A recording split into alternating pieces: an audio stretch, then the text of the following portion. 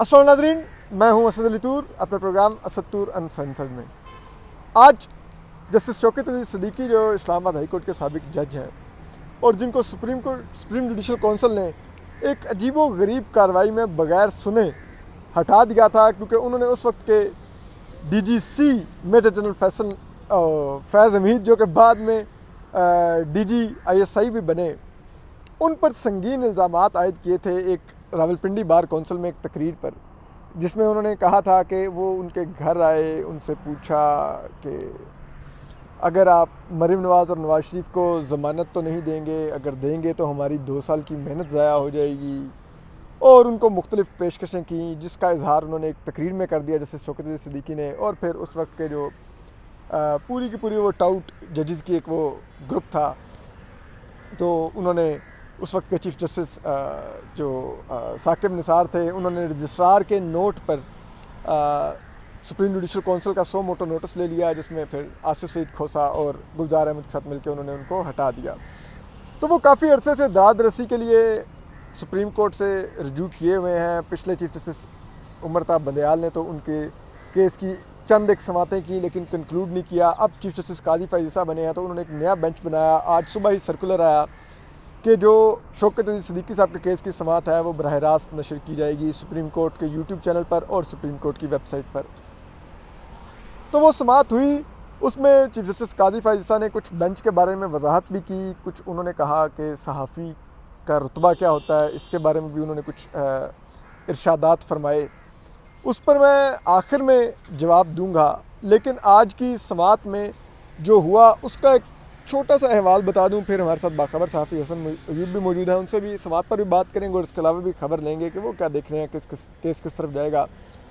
तो हामिद खान साहब से पूछा गया कि आप कौन से जिसे कहते हैं, हामिद खान साहब ने जब अपनी दरख्वास्त पढ़नी शुरू की, तो उसमें उन्होंने जब वो इल्ज़ामात लगाने शुरू किए जो जस्टिस शौकत सिद्दीकी ने तकरीर में लगाए थे, और वो तकरीर का ट्रांसक्रिप्ट पढ़ना शुरू किया चीफ जस्टिस काजी फैज़ ईसा की हदायत पर, तो चीफ जस्टिस काजी फैज़ ईसा ने एक लम्हे पर उन्हें टोका और उन्हें कहा कि ये आप बताइए कि ये आप जिन पर इल्ज़ामात लगा रहे हैं, यानी कि जनरल फैज़ हमीद वगैरह पर, क्या इनको आपने इस केस में फ़रीक बनाया है, पार्टी बनाया है? तो उन्होंने कहा नहीं। तो चीफ जस्टिस ने कहा कि जो ज़्यादती आप कहते हैं कि आपके साथ हुई, कि आपको सुने बगैर फ़ैसला दे दिया गया सुप्रीम जुडिशल कौंसिल की तरफ से, आप चाह रहे हैं कि अब वो ज़्यादती किसी और के साथ भी हो? जिन पर आप इल्ज़ाम लगा रहे हैं, या तो उनको पार्टी बनाइए, वो आएँ अदालत में, आपके इल्ज़ामात की तस्दीक करें या तरदीद करें और फिर हम फ़ैसला दें, या किसी को बगैर सुने हम उसके ख़िलाफ़ फ़ैसला तो नहीं दे सकते। और इस पर उन्होंने काफ़ी इसरार किया, और जब काफ़ी इसरार के बाद हामिद खान साहब ने आमादगी ज़ाहिर की कि वो उनको पार्टी बना देंगे, तो इस पर चीफ जस्टिस काजी फैज़ ईसा ने उनको कहा कि आप ये ज़रूर समझ लीजिए कि हमने आपको नहीं कहा पार्टी बनाए, हमने सिर्फ आपको कहा कि जिन पर आप इल्ज़ाम लगा रहे हैं, या तो उनके पार्टी बनाएंगे या फिर हम आपको इल्ज़ाम नहीं लगाने देंगे किसी को बगैर सुने, किसी को बगैर वजाहत का मौका दिए। तो आप खुद उनको अगर पार्टी बनाना चाहते हैं तो बना लें। हालांकि चीफ जस्टिस काजी फैज़ ईसा ने पहले समात में काफ़ी इसरार किया कि आप पार्टी बनाएंगे, नहीं बनाएंगे, क्या करेंगे, बगैर पार्टी बनाए इल्ज़ामात नहीं लगाने देंगे। तो अब मैं ज़रा हसन अयूब साहब के पास आता हूँ। हसन भाई, आपकी नज़र में आज की समात का क्या था क्रक्स? आपको क्या लगा, ये किस तरफ जा रहा है? नहीं, बात बड़ी सिंपल सी बात है, बड़ी फेयर बात की है चीफ जस्टिस ने, को नामुनासिब बात नहीं है कि आपका जो पूरा का पूरा केस है, जो आपकी पटिशन है, वो पटिशन के ऊपर आपने 3 लोगों के ऊपर जो कि उस वक्त कोई अपनी सरकारी ज़िम्मेदारियां अदा कर रहे थे, तो आपने उनके ऊपर इल्ज़ामात आयद कर दिए। अब इल्ज़ामात आयद कर दिए हैं उनको, यानी आपने बतौर इदारे के ऊपर इल्ज़ामात आयद किए हैं या उन शख्सियात पर किए हैं, ये तो बात डिटरमिन होनी चाहिए। फिर जब उन्होंने वजाहत कर दी कि हमने शख्सियात पर किए हैं और शख्सियात उस वक्त इदारों के लिए काम कर रहे थे, चाहे वो साबिक चीफ जस्टिस थे इस्लामाबाद हाई कोर्ट के, चाहे वो जो ब्रिगेडियर रामे थे ISI के, चाहे वो जनरल फैज़ हमीद थे ISI के DGC थे, तो वो उन्होंने कहा कि जी ये इन लोगों के इनफरादी अमल है या ये इदारे के ऊपर आप करेंगे, क्योंकि इदारे में भी तो लोग काम करते हैं। तो उन्होंने इस मिसाल दी वकला की कि तमाम वकील अच्छे नहीं होते, इस तरह तमाम वकील बुरे भी नहीं होते, इस तरह तमाम जज अच्छे नहीं होते, तमाम जज बुरे नहीं होते। तो ये बात इस तरह उन्होंने वजाहत की इस बात की। भाई, हमें भी टाइम मिल जाएगा थोड़ा तो आपका? ये सलाउद्दीन साहब आ रहे हैं, तो انہوں نے تو جب ایک بات کی بڑی مزدار قسم کا چٹکلا کیا. انہوں نے کہا جی کہ پھر ادارے کے سربراہ کے اوپر اگر بات کرنی ہے تو پھر ایک جو چیف جسٹس ہے اسلام آباد ہائی کورٹ کے, تو ان کے بھی ذکر ہوا ہے, تو پھر ادارے کے سربراہ کا بھی ہم پارٹی بنا دیتے ہیں, اس کو بھی جو ہے فریق بنا دیتے ہیں. تو غالباً آپ کا اشارہ چیف جسٹس قاضی فائزہ کی طرف تھا. نہیں انور قاسم نہیں, جو بینچ نے یہ کہا تھا کہ چونکہ شوکت صدیقی صاحب کے الزامات ایک براہ راست ایک اسلام آباد ہائی کورٹ کے سابق چیف جسٹس انور قاسی صاحب کے خلاف ہیں اور وہ آئی ایس آئی کے کچھ سابق افسران کے خلاف ہیں, تو کم سے کم ان کو موقع تو دینا چاہیے کہ وہ ان کے الزامات کی تصدیق کریں یا تردید کریں. تو وہ موقع دینے کے لیے ان کو اس کیس میں فریق بنانا پڑے گا. تو جو بار ایسوسی ایشنز کی طرف پٹیشنیں تھیں ان میں انور قاسی صاحب تو براہ راست ان پرسن ان کو امپلیڈ کیا تھا, مگر جو جنرل فیض حمید صاحب اور جو دیگر افسران تھے جن کا ذکر ہے, جی بریگیڈیئر عرفان رامے صاحب تھے شاید, جن کا ذکر یہ شوکت صدیقی صاحب نے اپنے جواب میں کیا ہے, جو ایس جے سی کے سامنے انہوں نے فائل کیا تھا, ان کو بائی نیم پارٹی نہیں بنایا گیا تھا. تو اس میں پھر اب بینچ نے کورٹ نے آج موقع دیا ہے کہ آپ ان کو بھی امپلیٹ کرنے کی درخواست دائر کریں تاکہ ان کے پاس بھی موقع ہو کہ وہ ان الزامات کو ریبٹ کر سکیں یا ایکسیپٹ کریں. میرا سوال یہ تھا کہ آپ نے جب کہا کہ جی میں نے تو آئی ایس آئی کو پارٹی بنایا ہوا ہے, اور اس میں انہوں نے کہا جی کہ آئی ایس آئی کو مطلب کو نہیں بنانا چاہیے تھا, آپ کو منسٹری آف ڈیفینس کو بنانا چاہیے تھا, یا آپ نے فیڈریشن آف پاکستان کو پہلے سے پارٹی بنایا ہوا ہے, تو پھر آپ نے کوئی عدلیہ کے حوالے سے بھی کوئی ذکر کیا تھا وہ وہاں پر وہ مطلب مبہم الفاظ میں, جس میں چیف جسٹس کے جو چہرے پر تھوڑی سی جو ہے نا وہ ایک کہتے ہیں مسکراہٹ سی آئی تھی, وہ کیا تھی؟ میں نے صرف یہ کہا تھا کہ اصولاً تو اگر جہاں تک چیف جسٹس کی بات ہے تو ہم نے اسلام آباد ہائی کورٹ کے چیف جسٹس صاحب کو جو اس وقت کے تھے انور قاسی صاحب, ان کو ڈائریکٹلی امپلیڈ کیا ہے.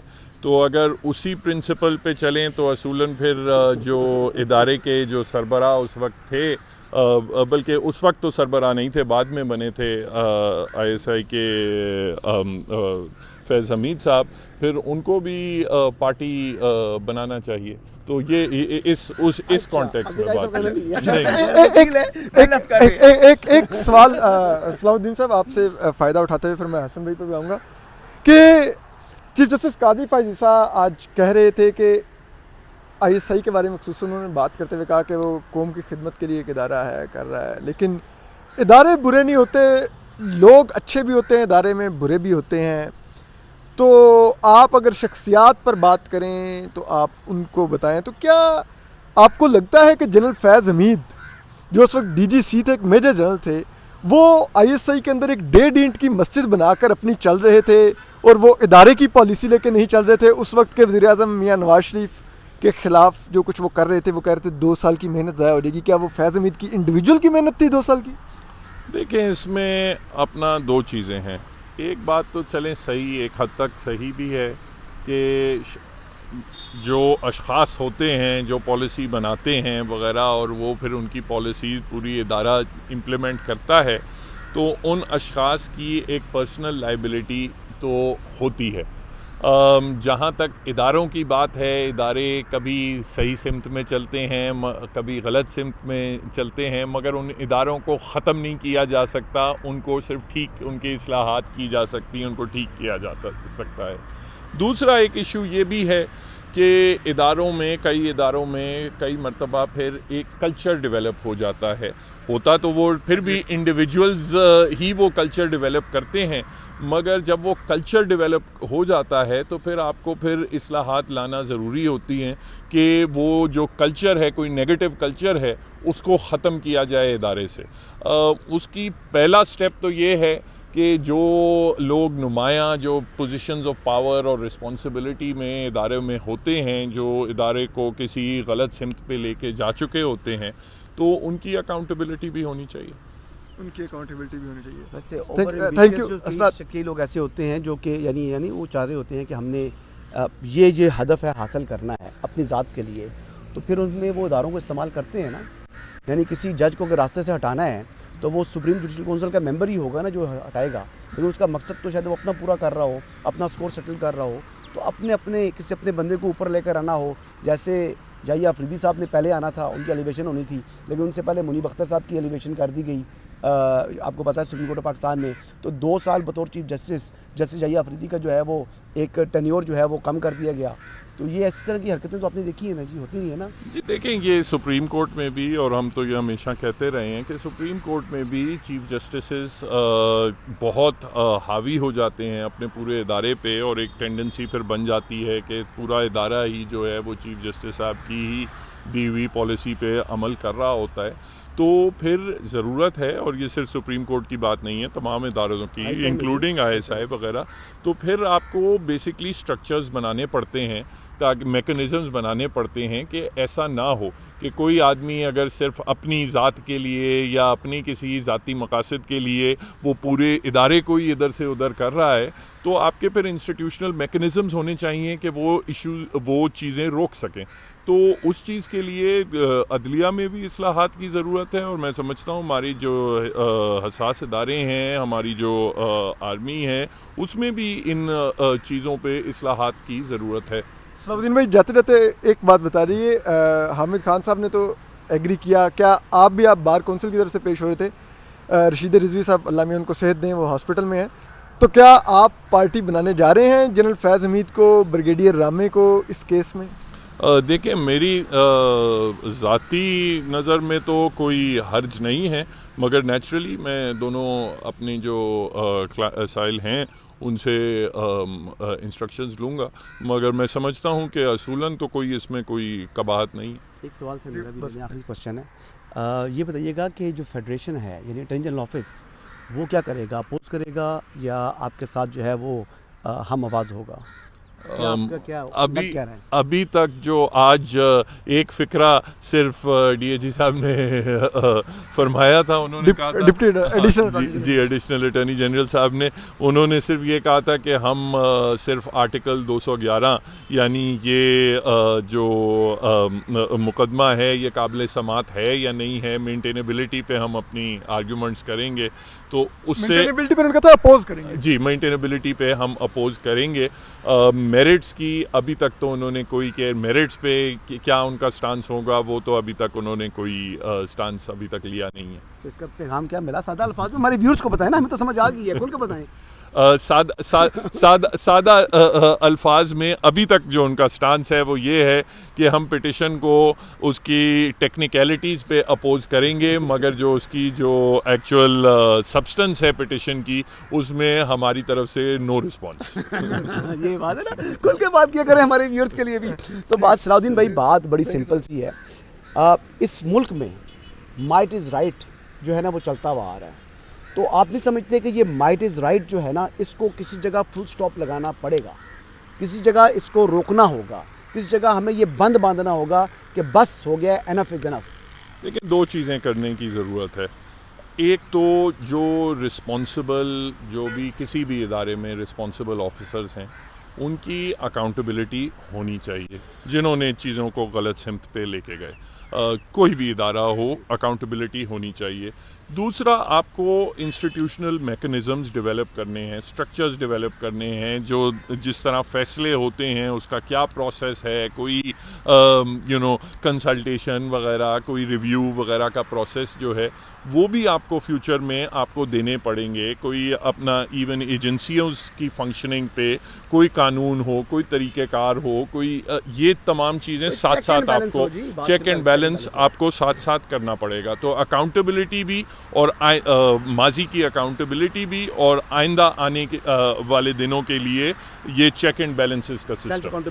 بالکل بالکل ٹھیک ہے. جی جی بھائی، اب آپ کو تھوڑا سا میں نے تنگ بھی کرنا نا، اب آپ آئیں ذرا کہ کیا آپ کی نظر میں آپ کو کیس کس طرف جاتا نظر آ رہا ہے حسن بھائی؟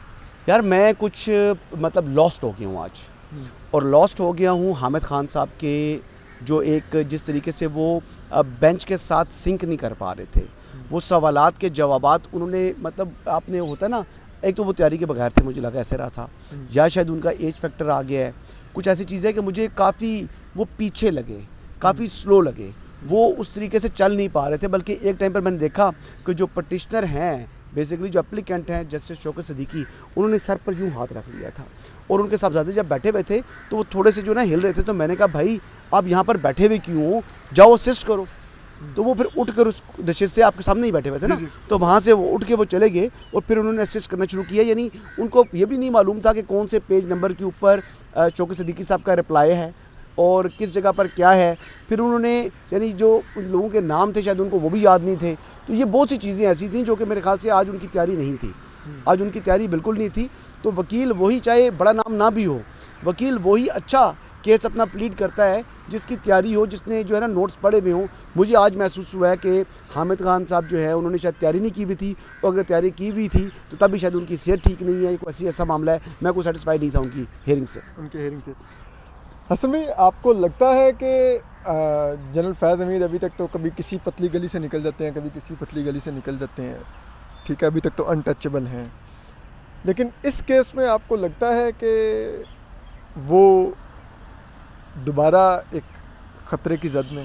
نہیں دیکھیں نا، بات یہ ہے کہ ایک بڑا پرابلم ہے بطور ڈی جی سی. ان کے جو ایکشنز ہیں وہ اس کے اوپر اس کی اکاؤنٹیبلٹی جو ہے وہ جوڈیشری سے شاید نہیں ہوگی.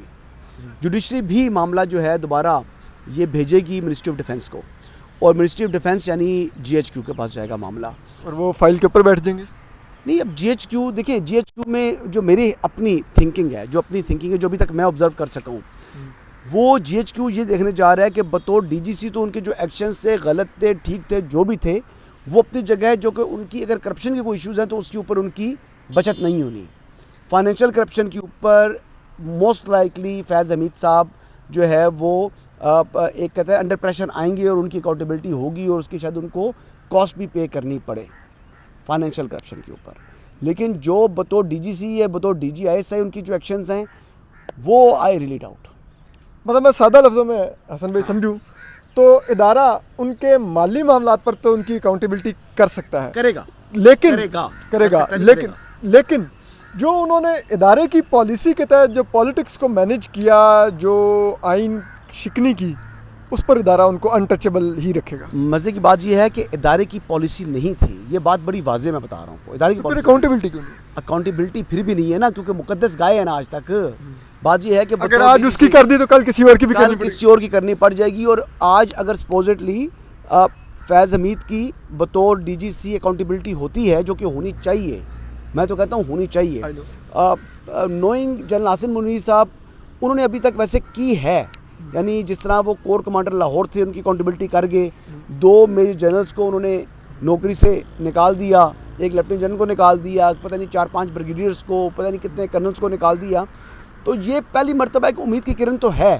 لیکن جو ماضی کا ٹریک ریکارڈ دیکھتا ہوں نا، ماضی کا ٹریک ریکارڈ دیکھتا ہوا آتا ہوں، اور جو مشرف کا سنگین غداری کیس بھی دیکھا ہوا ہے نا، راحیل شریف صاحب بھی تھے نا، جو کہ بظاہر تو اپنے آپ کو بڑا جو اپرائٹ کہتے تھے، لیکن پھر بھی انہوں نے پرویز مشرف صاحب کی آئین شکنی کو کا بھی انہوں نے ان کو تحفظ دیا. آئین شکنی کا دفاع نہیں کیا، لیکن پرویز مشرف کو انہوں نے جو ہے تحفظ فراہم کیا تھا. تو نوئنگ دوز مطلب ہسٹری کو دیکھتے ہوئے تو مجھے کوئی امید نہیں ہے. جنرل عاصم منیر کو دیکھتے ہوئے امید کی کرن ہے. اچھا، اگر صرف فائنینشیل کرپشن پر احتساب کا آپ کہہ رہے ہیں ہوگا، تو پھر تو اس کا مطلب ہے فیض آباد دھرنے کیس والے معاملے میں بھی جنرل فیض حمید کا احتساب نہیں ہوگا. مجھے تو کوئی امید نہیں ہے، میں تو پہلے بھی بتا چکا ہوں کہ مجھے امید نہیں ہے. دوسرا، آج ایک اور چیز اہم بڑی ہے جو ہم لمبی تو نہیں ہوگی زیادہ ویڈیو، بس آپ نہیں کر لیں بات. اچھا، بات یہ ہے کہ کچھ یوٹیوبرز کے حوالے سے جو چیف جسٹس نے ریمارکس دیے، یار آج کل کچھ لوگ ایسی یعنی گھٹیا زبان استعمال کر رہے ہیں. ہم نے بندیال صاحب سے اختلاف کیا تھا، ہم نے اعجاز الحسن صاحب سے اختلاف آج بھی کرتے ہیں کئی باتوں پر، جسٹس منیب اختر سے بات کرتے ہیں، ان کے بارے میں کرتے ہیں، لیکن کبھی ہم نے ان کی تضحیک کے امیز الفاظ ان کے لیے استعمال نہیں کیے. تو یعنی ایک بندہ، یار اس قسم کے 3-4 لوگ ہیں وہ اتنی گھٹیا زبان استعمال کر رہے ہیں. نام لے لیں. جی نہیں، ابھی میں نام نہیں لوں گا کیونکہ ان کو خود سننا چاہیے نا. ان کی آنکھیں بھی ہیں، ان کے کان بھی ہیں. آنکھیں کان ہے نا، تو خود دیکھیں نا. میں تو ان کو تحفظ میں نے تو فراہم نہیں کرنا، یا ان کو میں نے اسسٹ تو نہیں کرنا نا. یہ تو اس ادارے نے خود دیکھنا ہے، اس ادارے کے سربراہ نے دیکھنا ہے، اس ادارے کے باقی ججز نے دیکھنا ہے، جو ان کا پی آر او بیٹھا ہوا ہے، جو پی آر او ہے انہوں نے دیکھنا ہے نا. کئی پی آر او تو بیرون ملک سفر پر گئے ہیں. وہ تو آپ ان کو پی آر او کہتے ہیں نا. وہ نہیں ہے وہ استاد PRO نے کہا تھا نا, وہ استاد نے کہا تھا, وہ استاد نے کہا تھا آپ کا ان سے تھوڑا بہت آج کل چل رہی ہے, کھچ میں چل رہی ہے ان کا. دیکھیں بات یہ ہے کہ صلح کر لو آپس میں, آپ بھی وہ بھی اور حسنات بھی, لیکن وہ پیار نہیں ہے. میری ذات کا معاملہ ہو تو کوئی ایسی بات نہیں ہے, میں تو اپنی ذات پہ آ رہا تو میں تو معافی بھی مانگ لیتا ہوں, لیکن بات یہ ہے کہ ایک معاملہ ایک اصول کا ہے, معاملہ اصول کا ہے حسن بھائی. اگر چیزیں آپ کہیں اور کی گیمیں کھیل رہے ہوں گے نا, تو اگر میں نے عمران ریاض کو تل دیا تھا نا گیلا تیتر بنا کے کہ وہ پی ٹی آئی کی لائن لے رہا تھا, وہ پی ٹی آئی کا چورن بیچ رہا تھا, تو ہم پھر کسی اور کو کسی اور پارٹی کا چورن بھی نہیں بیچنے دیں گے. اصول بڑا کا چورن بیچ رہے ہیں, کسی ادارے کا چورن بیچ رہے ہیں, دونوں کا بیچ رہے ہیں. کس کا؟ یعنی مسلم لیگ نون کی بات کر رہے ہو, آئی ایس آئی کی بات کر رہے ہو, کس کی بات کر رہے ہو؟ دونوں کی بات کر رہا ہوں. مسلم لیگ نون اور آئی ایس آئی کا چورن قیوم صدیقی بیچ رہا ہے. یہ میں آپ کو وقت آنے پہ چیزیں لاؤں گا سامنے. نہیں, آپ کو بھی پیشکش ہوئی تھی نا, بتائیں نا کیا پیشکش تھی؟ یہی پیشکش تھی, جو چورن وہ بیچ رہے ہیں وہ یہی پیشکش تھی. یہاں سیکٹر سے جو بات ہوئی تھی, بس اب چھوڑ دیں. یمین اپارہ سے بات ہوئی تھی یا حمزہ کیمپ سے, کس نے کہاں سے بات یار میری اتنی حیثیت نہیں ہے میں اپارہ تک جاؤں, لیکن جہاں پہ بھی ہوئی تھی کسی اچھے لیول پر ہی کچھ باتیں ہوئی تھی. بہرحال میں تو میرے ابھی تو علم میں نہیں ہے. چلے آپ اپنی کلوزنگ کریں.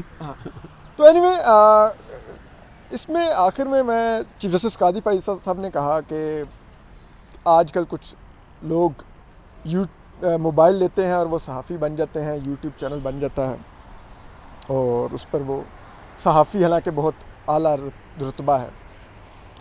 میں چیف جسٹس قاضی فائز صاحب سے اتفاق کرتا ہوں, صحافی بہت اعلیٰ رتبہ ہے, لیکن انتہائی معذرت کے ساتھ جو لوگ آپ کے بہت قریب ہیں, یہ موبائل پر صحافت کا کام انہوں نے شروع کیا تھا.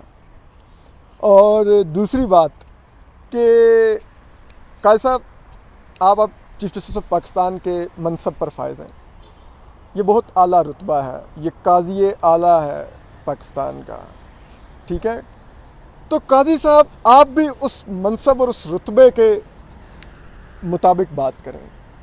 آپ برائے مہربانی جس طرح ان کو کہہ رہے تھے کہ آپ ادارے پر الزام نہ لگائیں, آپ انڈیویجولز پر بات کریں, تو آپ بھی ان انڈیویجولز کے نام لیں جن کے بارے میں آپ کہتے ہیں کہ وہ موبائل لے کر بالکل وہ شروع ہو جاتے ہیں, آپ ان کے نام لیں. بالکل ٹھیک ہے, آپ اس طرح کی ویگ سٹیٹمنٹس دیں گے تو یہاں پر تو بہت سارے لوگوں کا رزق لگا ہوا ہے اسی موبائل کی صحافت سے اس وقت. ہم تو بلیک لسٹڈ ہیں, میں تو ہوں بلیک لسٹڈ, نہیں کسی چینل میں جاب کر سکتا. تو آپ نام لے کے بات کریں نا, کیوں نہیں آپ نام لے کے بات کرتے. اور بات سنیے قاضی صاحب, جو لوگ آج کل آپ کے آئیز اور ایئرز ہیں وہ اس کی اچھی وصولی کر رہے ہیں, ٹھیک ہے, تو اپنی بھی خیال کیجیے. خیال رکھیے. اللہ حافظ.